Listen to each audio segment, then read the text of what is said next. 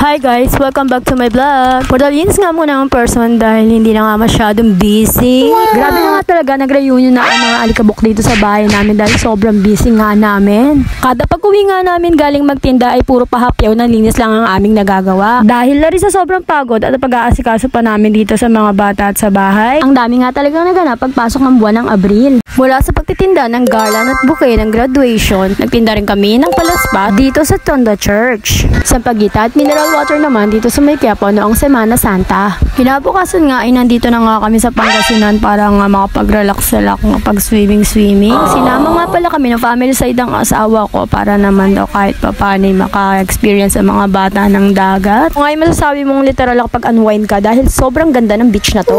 Ibubukod ko na nga lang pala yung vlog ko dito at bumalik nga tayo sa paglilinis. Tanghali na nga rin yan ay nagsaing na nga rin ako.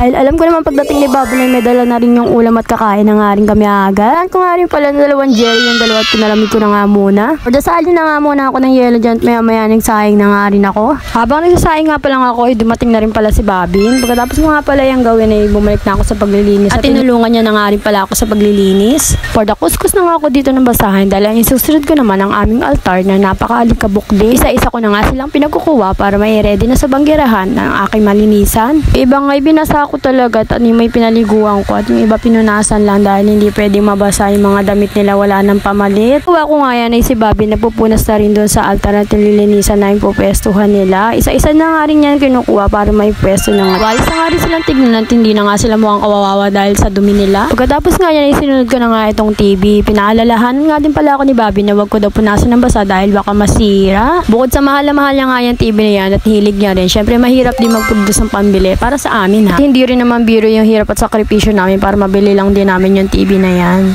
Anyway, balik nga tayo sa paglilinis. Dahil nga katulong ko na nga si Bobby na yung pinag-uusod niya na nga yung mabibigat na bagay na yan katulad ng sewing machine. Pati yung nasa ilalim ng altar ay pinag-uusod niya na rin para nga mawalisan. Dahil ka kung ngayon nalaglag dyan na dyan yung mga alikabok at maalikabok na rin naman yan, kailangan na rin linisan. Habang ako naman ito, binubuting-ting ko naman ang mga gamit ko sa pag-DIY ng mga bulaklak. Pinaayos ko lang din para hindi naman magulot. Madaling kuwain kung may mga kailangan ako. Habang nawawalis na ako ng sahig ay sinusundan naman ni Bobby ng paglalampaso. Namamadali na nga kami dahil bukod sa kakain kami, yung dalawa dun sa CR ay nagpapabihis na rin. Iba talaga pag nandito si Bobby. Bukod nga sa mababawasan niya ikakapagod ko ay mas mapapabilis pa ang aming paglilinis. Hindi pa man yan yung whole portion ng aming bahay pero at least nakapagbawas na kami ng mga kalat at alikabok na nakakadagdag init sa pakiramdam. Matapos nga mga pag-aasikas ay naglagad ng 2 kumot si Bobby dyan. Piniga niya mga palayan sa mga malamig na tubig. Nilagyan niya yung yelo tsaka niya ipinigayan 2 kumot para naman kahit pa paano maibsan yung init dito sa loob ng bahay. Wow. At makatulog kami ng tanghali makapagpahinga mula sa pagod namin kanina. Yun lamang po for today's video. Thank you for watching.